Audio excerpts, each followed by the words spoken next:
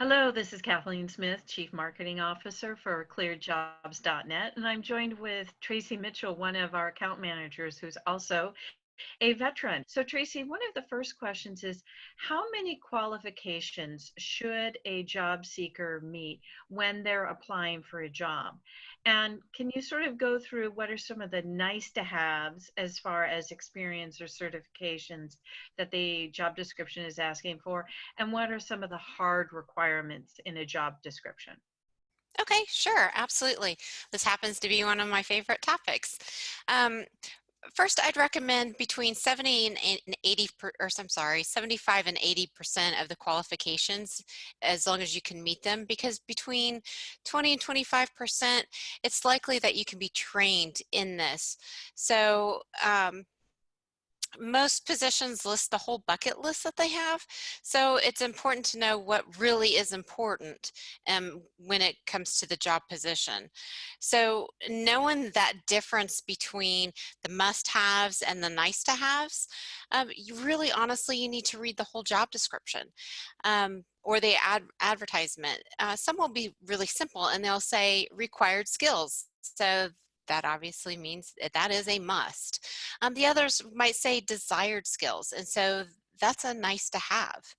Um, Others will be a little bit more difficult to decipher.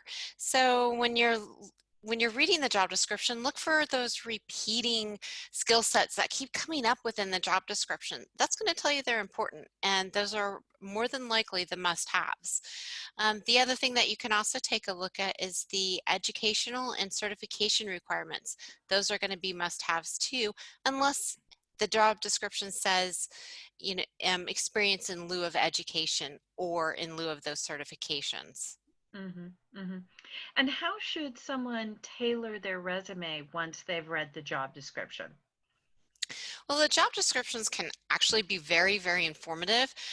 Again, look for that repetitive language within the job description. So what you can do is you can mirror that in your own resume. So if it fits you, mirror it, not necessarily copy it, but make it fit to your skill set. So when you use the language of the employer, it makes you more approachable, more likable, more similar or familiar. Um, so use some of those similar words. And a job description will also tell you what the company looks for. So you want them to take a look at you. So put that information into your resume. But really, honestly, keep in mind, you have to tailor your resume because one resume doesn't fit all.